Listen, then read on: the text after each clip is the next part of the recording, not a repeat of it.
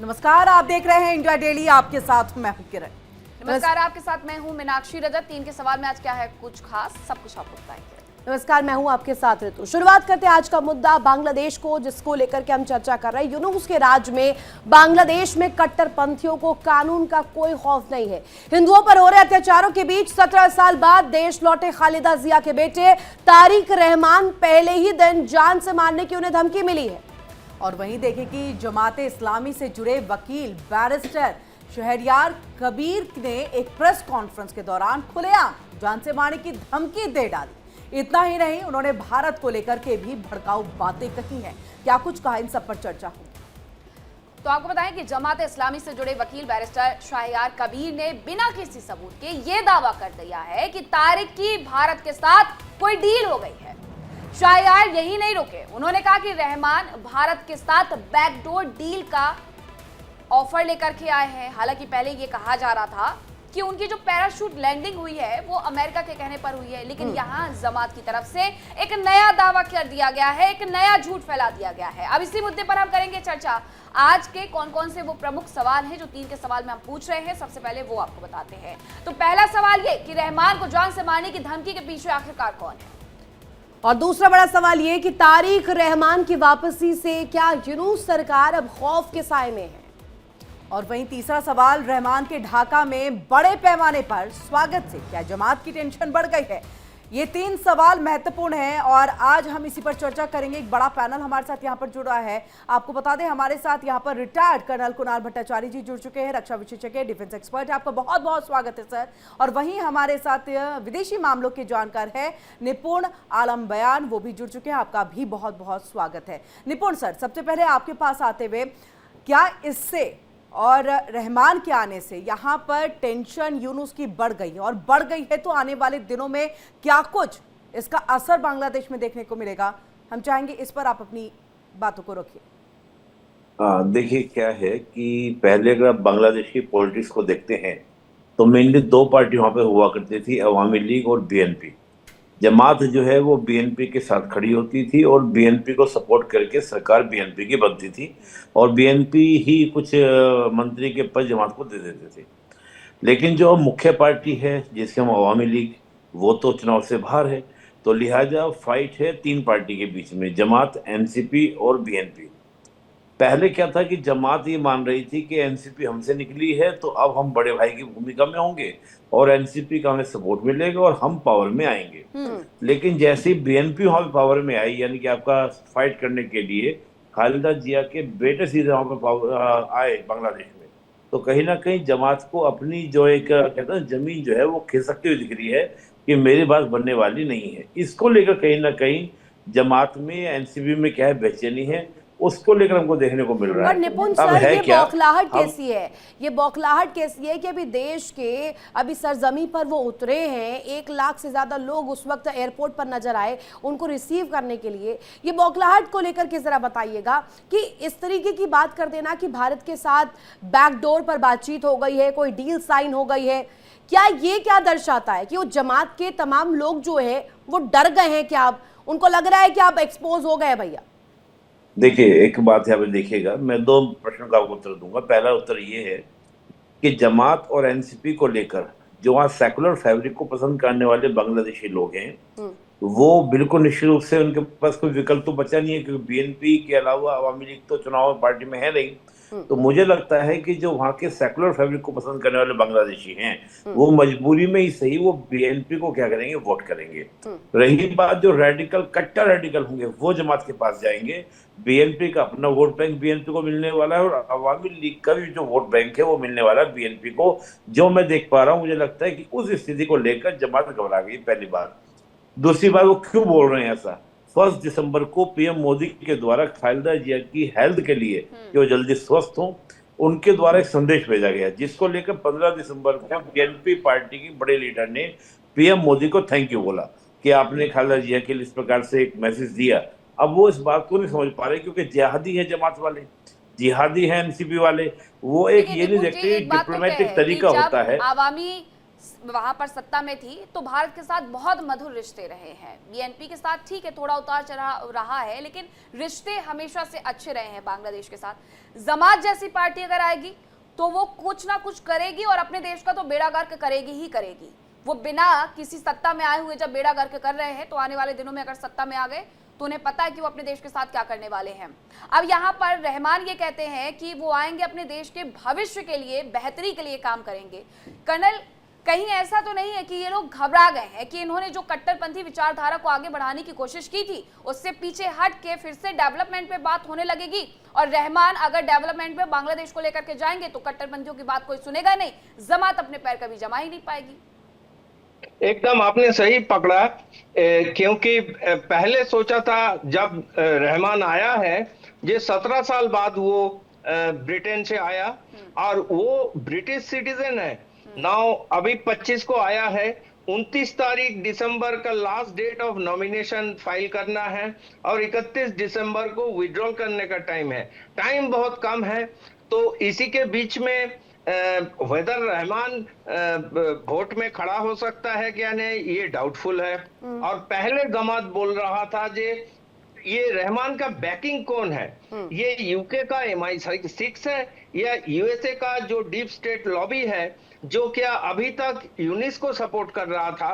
Now अभी I think 25 को मतलब कल परसों अमेरिकन सेनेटर 5 आदमी ने साइन करके बोला है ये यूनिस को जाने का टाइम आ गया है और यूनिस को ये बोला है कि आपने एकदम निरपेक्ष इलेक्शन करवाइए, जो क्या अभी नहीं होने वाला है क्योंकि पर अभी आज की सच्चाई अगर हम देखें कुणाल भट्टाचार्य, अभी तो जमकर बैटिंग रहमान ही कर रहे हैं। बॉलिंग कोई भी कर रहा हो लेकिन बैटिंग ऑर्डर अभी उनके हाथ में है। और स्थिति अगर अभी इस वक्त बांग्लादेश की देखें तो निपुण सर ये मुझे समझाइएगा, पैराशूट लैंडिंग अमेरिका ने करवा दी, इसके बाद चर्चा इस बात को लेकर के हो रही थी कि भारत पर इसको लेकर के किस तरीके से रिएक्शन आने वाला है, भारत पर क्या असर पड़ने वाला है। क्योंकि अभी जैसे जमात के ही व्यक्ति जो है वो कह रहे हैं कि यहाँ पर भारत के साथ हाथ मिलाकर के रहमान ने बैकडोर में कुछ ऐसी डील साइन कर ली है, कुछ ऐसी बातचीत हो गई है जिससे बांग्लादेश को खतरा हो सकता है। और इससे पहले कई दफा मैं इस बात को रख भी चुकी हूं कि दिल्ली, पिंडी, इन तमाम चीजों को लेकर के रहमान कह भी चुके हैं बांग्लादेश फर्स्ट है। बीएनपी के साथ रिलेशंस हमारे कैसे कॉर्डियल रहने वाले हैं और इसके बाद हमें कैसे रिश्ते सुधारने हैं, भारत क्या अटेम्प्ट कर सकता है इसमें।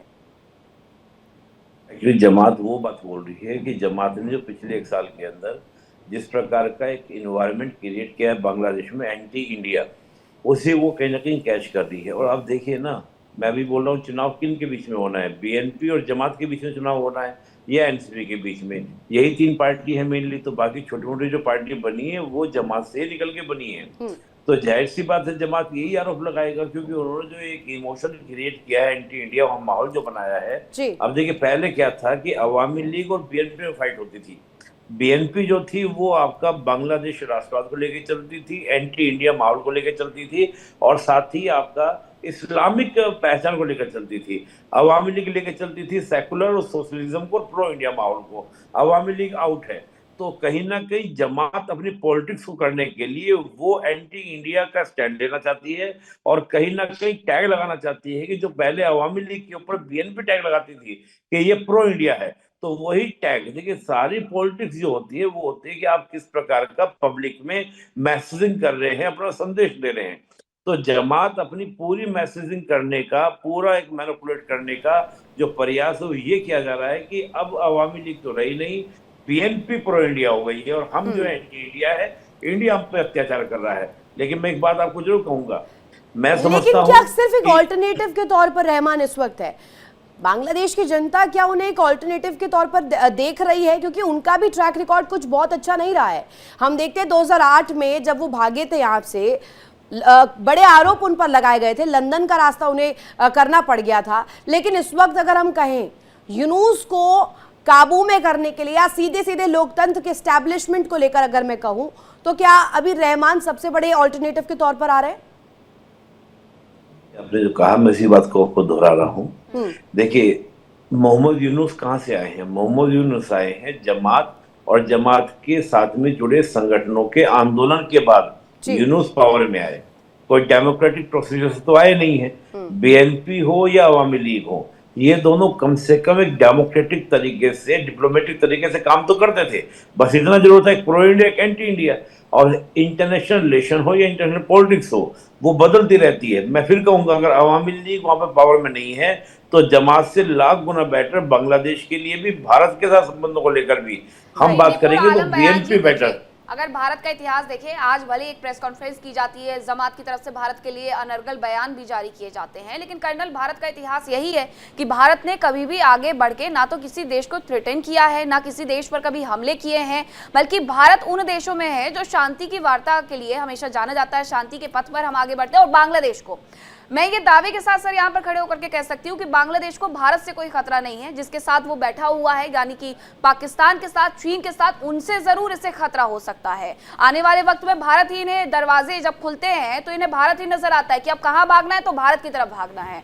तो कर्नल, मेरा सवाल आपसे ये है कि कल भी जब एक तस्वीर आई थी कि किस तरीके से रहमान वापस आए हैं, उनके लिए 1 लाख लोग सड़कों पर उतरे हैं, उन्हें रिसीव करने गए हैं, लेकिन उसके पहले एक बम दुर्घटना होती है, बम फूटता है और उसमें एक व्यक्ति की जान चली जाती है। पहले थ्रेटन किया जाता है और उसके बाद अब सीधे जान से मारने की धमकी रहमान को अगर मिली है, तो क्या सच में उन्हें जान से मारने की धमकी के जो मायने हैं वो ये निकाला जाने चाहिए कि उनकी जान को खतरा है और ये खतरा जमात से ही है, क्योंकि उन्हें इलेक्शन में खुद वो बैकफुट पर खड़े हुए नजर आ रहे हैं?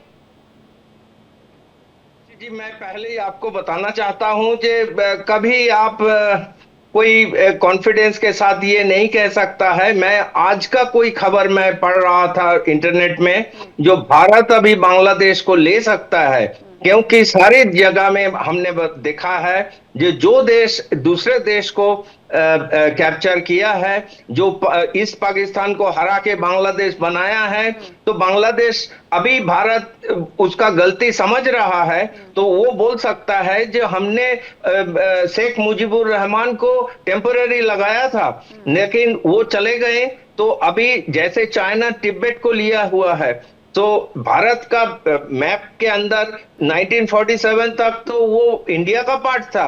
सो ये लिया हुआ है, चाइना जैसे तिब्बत लिया हुआ है, सारी दुनिया को, किसी को कोई परवाह नहीं है तिब्बत लिया है नहीं लिया है। तो भारत भी कह सकता है बांग्लादेश अभी कल से अब भारत के अंडर पे आ जाएगा। ये पॉलिटिक्स में ये संभव है। लेकिन तो कर्नल, ऐसे कट्टरपंथियों की क्या भारत में कोई जगह होगी? हटाने के लिए अभी भारत को डायरेक्ट एक्शन लेना पड़ेगा ना, लड़ाई करके कोई देश कभी ले नहीं सकता है। और हमने 13 दिन में बहुत trend, well trained Pakistani soldier को हमने हराया था 13 दिन में। बांग्लादेश का अभी तो फौज बहुत ही कम है, तो आई थिंक 13 घंटे भी नहीं लगेगा बांग्लादेश को कैप्चर करने के लिए। इनफैक्ट मैं सोचता हूं जो इंडियन एयरफोर्स अभी लैंड करेगा ढाका में, बोलेगा भाई तुम लोग अभी हमारे अंडर पे है। जिनको हम आजादी दिला सकते हैं उनको हम अपने में मिला भी सकते हैं और इस बात में कोई दो राय भी नहीं है। लेकिन सवाल एक और, क्योंकि हम मोहम्मद यूनुस के एक तकलीफ की बात कर रहे हैं कि किस तरह का डर है उनके अंदर में, जिस तरह से तारिक रहमान जो है उनकी वापसी है, लेकिन एक ट्रम्प कार्ड भी है उनके पास, जो हमारी सहयोगी ने यहाँ पर रितु ने कहा 2008 का जिक्र किया कि एक चिट्ठी भी और एक लेटर में, रिटर्न में उन्होंने दिया था, मैं वापस कभी भी बांग्लादेश की राजनीति में नहीं आऊंगा, और वो अभी भी सेना के पास है। तो क्या उसका इस्तेमाल किया जाएगा? वो अभी भी यहाँ पर कहे कि उसका इस्तेमाल कर सकते हैं, दिखा सकते हैं कि आपने तो ये रिटर्न में दिया था और आप इन केसों में फंसे हुए हैं। मुश्किलें उनकी भी इतनी आसान, मतलब रास्ता उनके लिए भी इतना आसान नहीं है। लेकिन एक बात मैं आपको बताना चाहता हूं, मैंने वादा किया था, ये मानता हूं, लेकिन मैं ये वादा तोड़ूंगा नहीं, ये वादा तो मैंने नहीं किया है। अगर रिटर्न में दिया गया है तो उसका क्या? तो रिटर्न में दिया है, जो भी किया है हमने दुनिया में काफी जगह में दिखा हुआ है, रिटर्न में देने का बाद भी वो डिनाई कर सकता है। तो ऐसा कर्नल, मुझे लगता है कि कोर्ट जाकर के ये तमाम बातों से डील तो वो कर ही पाएंगे अगर राजनीति में उतर गए। और निपुण, बिल्कुल जी, निपुण जी आप कुछ कहना चाह रहे हैं, वो आप अपनी बात भी रखिएगा। मुस्कुरा भी रहते हैं इस सवाल पे, जब उन्होंने कहा वादा किया है, कितना निभाऊंगा ये तो मेरे ऊपर है। बिल्कुल। अब निपुण जी, अगर ऐसा होता है कि देखिए, क्योंकि सबसे मजबूत दावेदार माने जा रहे हैं रहमान, और तारिक रहमान अगर जीत जाते हैं, प्रधानमंत्री बन जाते हैं, सत्ता में आ जाते हैं, तो फिर कौन चिट्ठी को पूछेगा? सीधे कोर्ट जाएंगे, मोहर लगाएंगे और बन जाएंगे प्रधानमंत्री। देखिए, एक बात तो आप सिंपल सी बात जानिए, उन्होंने जो पत्र लिखा था वो एक डेमोक्रेटिक गवर्नमेंट के लिए लिखा था, जो एक इलेक्शन पोजीशन से आपका चुनकर आई थी। इलेक्शन के बाद तय होगा ना कि जो बांग्लादेश के कॉन्स्टिट्यूशन के अकॉर्डिंग सिस्टम चल रहा है या नहीं चल रहा है। अभी तो वहां पर जो आपका हुआ है, क्या वो एक डेमोक्रेटिक प्रक्रिया से इलेक्शन से बनी सरकार है? नहीं, तो वो फिर केवल ऐसे एक में एडवाइजर फिर है। एक अभी सवाल एक यहाँ पर ये उठ रहा है, जो शेख हसीना को फांसी की सजा दे दी गई, वो भी तो डेमोक्रेसी के तहत नहीं दी गई है, उनका पक्ष भी नहीं सुना गया, वो तो देश से बाहर है, तो क्या वो फिर एप्लीकेबल होगा, वो चीजें मान्य होंगी? देखिए, बात है कि जब आपके इलेक्शन हो जाएंगे और इलेक्शन होने के बाद फिर जो नई गवर्नमेंट बनेगी वो उस पर क्या स्टैंड लेगी, उस पर सब कुछ तय होगा, ना कि अभी तय होगा। अभी इस प्रकार की कोई भी बातें तय नहीं होगी। ठीक है, अभी अगर शेख हसीना जाती है, जो प्रेसिडेंट गवर्नमेंट वहां बनी हुई है, वो आपकी एक लेजिटिमेट वाली गवर्नमेंट नहीं है, वो एक वैध गवर्नमेंट नहीं है, तो वो तो शेख हसीना जाना चाह रही है। अभी चुनाव हो जाए, चुनाव होने के बाद जो हालात होंगे, पर आज की उसको सच्चाई किसी यही को है चैलेंज कि किया जा सकता है। रहमान आए हैं, 17 साल बाद आए हैं, एक्सपीरियंस लेकर आए हैं, देख कर आए हैं बाहर से कि क्या कुछ हो रहा है, स्थिति क्या है बांग्लादेश में। और इसके साथ साथ निपुण सर ये भी बताइएगा, क्योंकि धमकी का जिक्र हम कर रहे हैं और धमकी को लेकर के ही आज हमारी ये डिस्कशन है, जो धमकी दी गई है। अब ऐसे में जो कांटों का अंबार रहमान के लिए इस वक्त बांग्लादेश में बना हुआ है, इतना आसान नहीं है। बनेगी सरकार, नहीं बनेगी, इस पर क्या होता है नहीं होता है, ये आने वाले समय में पता चलेगा, लेकिन उनके लिए अभी ये रास्ता बहुत ज्यादा अच्छा नहीं है। जैसे कि कर्नल कुणाल कह रहे थे, अभी यहाँ पर उन्होंने एक पिच का जिक्र किया, बैटिंग का जिक्र किया, उनकी पिच भी इतनी ज्यादा भी स्मूथ है नहीं, पिच में अभी काफी चीजें हैं, काफी अड़चने हैं। जमात नंबर 1 दुश्मन के तौर पर आ रहा है। देखिए, जमात के अलावा कोई और दुश्मन है भी नहीं ना वहाँ पर, केवल जमात ही वहाँ पे शत्रु है, क्योंकि जमात ही आपकी क्या है, मेन वहाँ पर फाइट करने वाली पार्टी है। और निश्चित रूप से जमात उनके लिए इजी आपका वे नहीं देगी कि वो आके अपना चुनावी कैंपेनिंग करें, रैलियां करें और इजी करके ले जाएं। क्यों? क्योंकि जमात को पता है कि जो वोट बैंक है उसकी शिफ्टिंग पूरी की पूरी जो है वो बीएनपी को मिलने वाली है। जमात के पास में कुछ एक लाखों वोट रहेंगे, क्योंकि पहले भी जमात का कोई वोट बैंक, कोई बेस रहा नहीं है। जमात ने हमेशा रेडिकल और 2, 4, 5 सीटें जीतते थे, 1-2 मंत्री बनाते थे। 20 सीटें इनकी पिछली बार थी। अगर हम बांग्लादेश की पूरी असेंबली की बात करें तो 20 सीटें के आसपास जमात के पास में थी, तो 20 सीट से सरकार बनने वाली नहीं होगा। लेकिन निपुण से जब आपने इसका जिक्र कर ही दिया है तो मैं पूछ ही लेती हूँ, वहां पर तो आवाम ये चाह रही है कि फिलहाल स्टेबलाइजेशन की ओर बढ़े, बांग्लादेश अभी स्थिति जो है वो सुधर जाए, थोड़ी सी ठीक हो जाए, जो इस वक्त क्रूशल बनी हुई है। लेकिन अगर किंग मेकर की भूमिका में कहूँ, वो कौन हो सकता है? क्योंकि अभी जो 2 ऑप्शन सामने आ रहे हैं, रहमान का ऑप्शन है, इसके अलावा और कौन सा ऑप्शन खड़ा हो सकता है? क्योंकि यूनुस तो इंटरिम गवर्नमेंट लेकर आए हैं, वो तो कोई चुनी हुई सरकार लेकर नहीं आए। देखिए, मोहम्मद यूनुस का तो देखिए वोट बैंक नहीं है, जनता में उनका कोई जनाधार उस तरह का नहीं है, क्योंकि वो लीडर नहीं रहे हैं। वहां पर अगर जमात का थोड़ा बहुत है, या फिर अभी जब हम बात करें बीएनपी में रहमान साहब, क्योंकि वही वहां के क्या कार्यकारी अध्यक्ष है और पीएम की तरह चेहरा वही दिखने वाले हैं। दूसरा जो नई पार्टी बनी है एनसीपी में तो हादी था, अब हादी ने अलग पार्टी बना ली थी, वो बात अगला विषय है। तो हादी के अलावा जो 2-3 स्टूडेंट लीडर्स हैं वही वहां पर हैं, लेकिन वो जो स्टूडेंट लीडर हैं वो जमात से ही जुड़े हुए लीडर, जो स्टूडेंट विंग था उससे निकले हुए हैं। उनको तो कोई इलेक्शन का एक्सपीरियंस में नहीं है, फर्स्ट टाइम था। और बीच में जिस प्रकार की घटनाएं बांग्लादेश के अंदर हो रही है, चाहे वो इकोनॉमिकल क्लैप्स हो रहा हो, ये तमाम तरह के इश्यूज हैं, तो बहुत अच्छी इमेज उन स्टूडेंट्स की रही नहीं है बांग्लादेश के बीच में। देखिए, होता क्या है कि शोर शराब, ठीक है निपुण जी, जैसा कि आप कह रहे हैं, बहुत अच्छी जो स्थिति है उसमें वो नजर भी नहीं आते, बहुत अच्छी उनकी छवि नहीं बनी है, लेकिन कट्टरपंथी उन्हें फॉलो बहुत करते हैं, ये भी एक सच है। कर्नल, मेरा सवाल आपसे ये है कि जमात ने अगर इतनी बड़ी बात कही है तो कहीं ना कहीं कोई ना कोई तो पीछे उनके भी खड़ा हुआ है, कहीं ऐसा तो नहीं है? क्योंकि बार बार ये आरोप लगते हैं यूनुस के ऊपर भी कि आईएसआई का कठपुतली वो बन गए हैं, वहां पर उसी तरीके से काम कर रहे हैं, तो जमात के पीछे भी तो कहीं आईएसआई का हाथ ही नहीं है?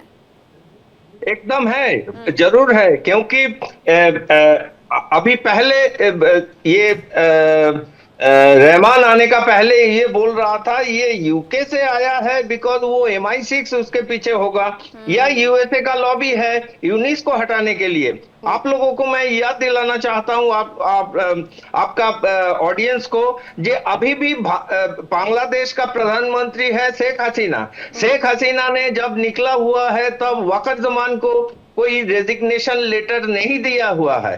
तो वक़्त ज़मान पहले ही बताया है, और जब ट्रंप प्रेसिडेंट बना था तो हसीना ने लिखा हुआ था as a prime minister of Bangladesh, I congratulate you. So अभी भी लीगल यूनिस का कोई लीगल पावर ही नहीं है, और यूनिस चाहता है इलेक्शन के बाद उसको कोई रिकॉग्निशन मिले, आइदर वो प्रेसिडेंट ही रहे। तो सर, वो तो बीएनपी के ट्रम्प साथ साहब उसका है ना, रिश्ता ट्रम्प कर रहा साहब है। बिजनेस बैकग्राउंड से आते हैं, उनको तो हर जगह पर क्रेडिट चाहिए। अब ये क्रेडिट भी चाहिए, इससे पहले कई दफा वो कह भी चुके हैं कि 8-8 युद्ध उन्होंने रुकवाए हैं। इससे पहले पीस मेकिंग पाकिस्तान भारत के बीच उन्होंने करवाई है। लेकिन निपुण सर, मुझे ये समझाइएगा कि क्या आने वाले दिनों में जो पॉलिटिकल ऑर्डर हम बांग्लादेश में देखने वाले हैं, क्या उसमें अमेरिकन इन्फ्लुएंस होगा?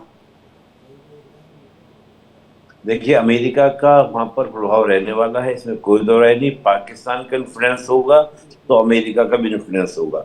पूरी जो योजना है अमेरिका की ये है कि चीन का जो इन्फ्लुएंस बढ़ रहा था लगातार, चाहे म्यांमार में, चाहे बांग्लादेश में, चाहे थाईलैंड में, वहां पर उसके बढ़ते हुए इन्फ्लुएंस को रोकना।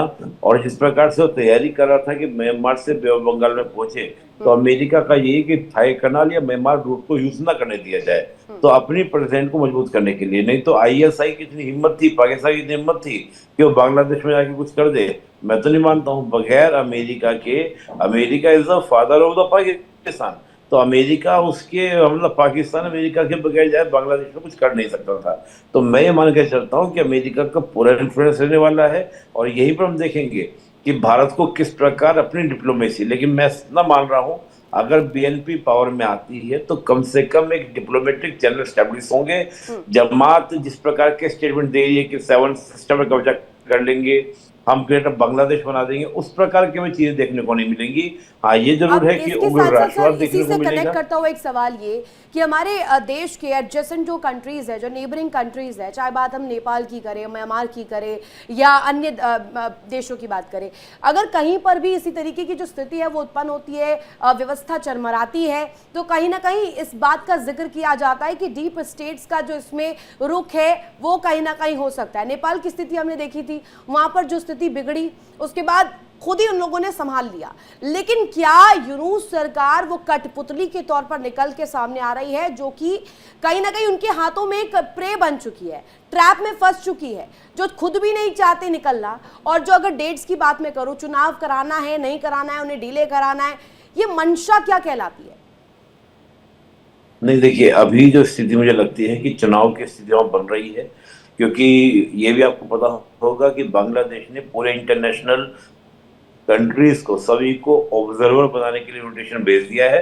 भारत को नहीं भेजा, वो बात अलग है, लेकिन पूरी दुनिया को उन्होंने कहा है कि आप हमारे यहाँ ऑब्जर्वर भेजिए, हम फरवरी में इलेक्शन कराने वाले हैं। तो मैं मान के चल रहा हूँ कि अगर इस प्रकार का इनिशिएटिव कोई गवर्नमेंट लेती है, हाँ, तो भारत को भेजेंगे। तो वो भेज चुके हैं, और वहां से भारत से कई देशों से परमिशन आ गई है कि हाँ, हम भेजेंगे।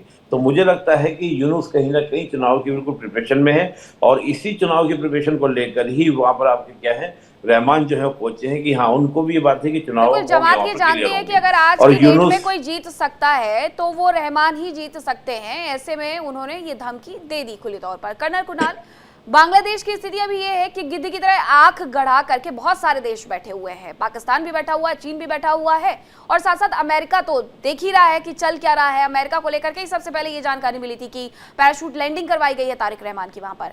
लेकिन ये तमाम देश जो गिद्ध की तरह नजरें गड़ा करके बैठे हुए हैं, ऐसे में बांग्लादेश में कहीं ना कहीं स्थिति जो है, अगर वो सिचुएशन ठीक नहीं हुई, चुनाव के बाद भी इसी तरीके से बिगड़ी रही, तो इसका भविष्य तो पूरी तरीके से अंधेरे में है। एकदम है, एकदम सही है। और यूएसए प्लान किया था यूनिस को कैसे हटाया जाए, इसीलिए उन्होंने 2 दिन पहले, ये तारिक रहमान आने का बाद उसने बोला है कि शेख हसीना को छोड़ के ये इलेक्शन नहीं हो सकता है। Awami league, without Awami league कोई फेयर एंड फ्री इलेक्शन नहीं हो सकता है, ये यूएसए ने बोला है। तो इसका मतलब है USA is asking between Sheikh Hasina and Tarique Rahman. Now Rahman जानता है जो विदाउट इंडिया को साथ झगड़ा करके, बिना इंडिया को साथ लिए वो आगे नहीं बढ़ सकते, वो बहुत अच्छे से ये जानते हैं। बहुत धन्यवाद सर आप दोनों का हमारे साथ इस चर्चा का हिस्सा बनने के लिए, हमारे साथ जुड़ने के लिए।